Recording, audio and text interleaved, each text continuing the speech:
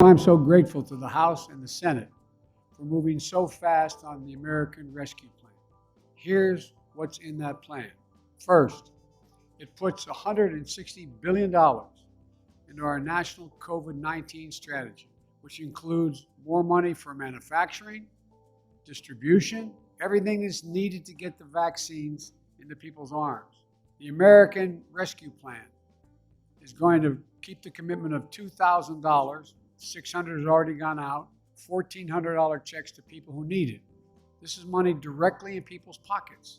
It's got money to help us open our schools safely. It's big and it's bold, and it's a real answer to the crisis we're in. What's going on, everybody? Welcome back to my YouTube channel. Now this is your stimulus check update and stimulus package update for Friday, February 12th. Happy Friday, everybody, and hope everyone's having a great day so far. Now folks, since we reached our goal of passing 50,000 subscribers, I'll be giving away several Amazon gift cards. Now before we get into the video, I would like to announce the winners of the free Amazon gift card. Now the first winner of the day is Debbie Rains. Congratulations to Debbie. You have just won a free Amazon gift card. Now for those of you that have not won, don't be disappointed, because in my next videos, I'll be announcing several more winners. Now since Debbie is our first winner, I'll be announcing 2 more winners in the next videos. So be sure to stay tuned to find out if you win a free Amazon gift card. And if you want to enter my giveaway, all you have to do is subscribe to my channel, click the notifications bell, and give this video a like. And also, be sure to share this video with your friends and family, because I'm sure they will like the most up-to-date and reliable stimulus check news. The way I see it, the biggest risk is not going too big, it's if we go too small. We can reduce suffering in this country. We can put people back to work. We can gain. The American Rescue Plan, put forth by President Biden as a part of how we meet the needs of the American people. The pandemic and the economic crisis that go with it continues to be devastating to the American people. This legislation is necessary, but don't take my word for it. Yesterday, the chairman of the Federal Reserve stated that the real unemployment rate is 10%, matching the worst point in the Great Recession. In his speech, he said for recovery, fiscal policy is an essential tool for this situation. He referenced that monetary policy would not be enough. Chairman Powell played down the fears of inflation during the pandemic and noted that, in his words, inflation has been much lower and more stable over the past 3 decades. Initially, people were talking years, if not decades, before we have a vaccine. On behalf of a grateful nation, and I don't say that lightly, on behalf of a grateful nation, I want to thank you and your families for your work and your sacrifice.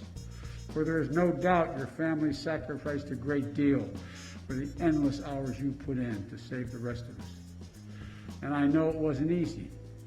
The devastation of this pandemic, the loss of life and livelihoods, hasn't spared the scientific community. House Speaker Nancy Pelosi and other Democrats who run Congress have reportedly considered targeting the next direct payments toward lower-income Americans, but they've apparently put that idea to the side. The new stimulus checks of up to $1,400 are part of President Joe Biden's $1.9 trillion rescue package, which is going through Congress using a process that will allow it to pass with simple majorities.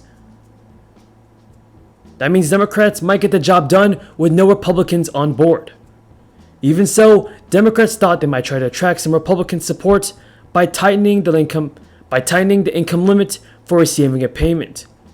The amounts of the first 2 checks phased out for Americans making over $75,000 a year, but Democrats toyed with the idea of lowering that threshold to $50,000.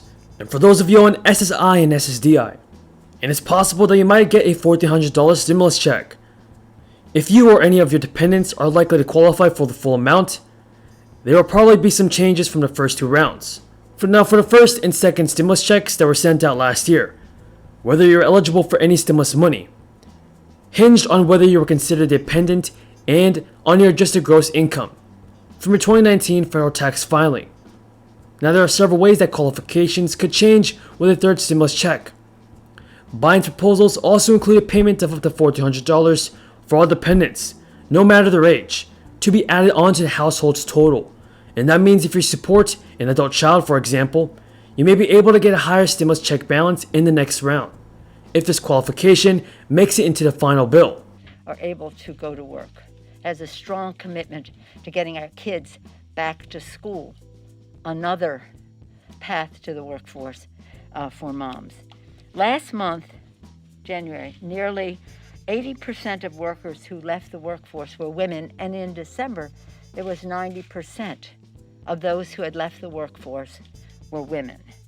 The women's labor force participation rate is now just about 57%, the lowest level in 33 years. For women of color, the situation is even worse. Again, that is about the livelihood of the American people, about the lives of the American people. I talked about 10% unemployment, as quoted by the chairman of the Fed, Chairman Powell.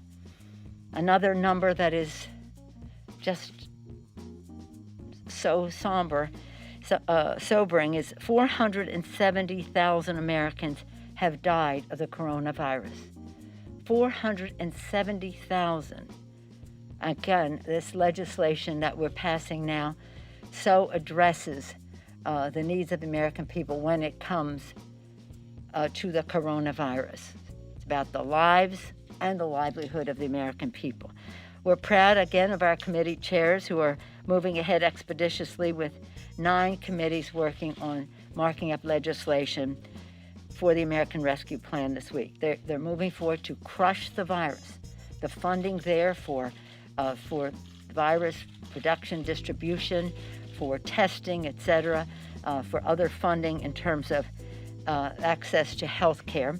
Again, the goal is to put vaccines in people's arms, children back in school, workers back in their jobs, and money in people's pockets.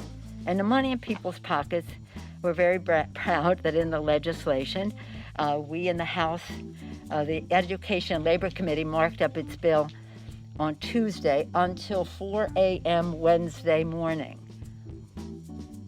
Big part of money in people's pockets in the Education and Labor Committee, in addition to making our schools safe for our children to go back to school. In the bill, it gradually raises the minimum wage to $15 an hour, increases paychecks. In doing so, increases paychecks for 20. That's all the news in today's video, everybody. I hope everyone found this video useful. If you did, don't forget to subscribe to my channel and click the bell.